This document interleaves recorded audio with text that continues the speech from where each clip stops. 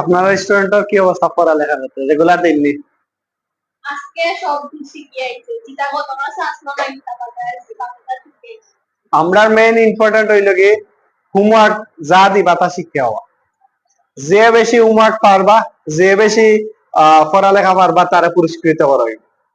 এবং ভবিষ্যতে যতটুকু দান খেতে লাগে যে বেশি হইবা ম্যাডামে আমরা ইয়া রিপোর্ট করবা ভাইয়া এইরকম আমার এই স্টুডেন্টটা অনেক ভালো, অনেক কিছু পারে, তখন তাকে কিন্তু পুরস্কৃত করা হবে। ইভেন আরেকটা কথা বলে রাখি, ম্যাম যদি বলেন যে সে নেটিভ ইংলিশ মানে সম্পূর্ণ ইংলিশে কথা বলতে পারে, তাহলে তার জন্য বিদেশের ভিসা ফ্রি। ঠিক আছে, হবে?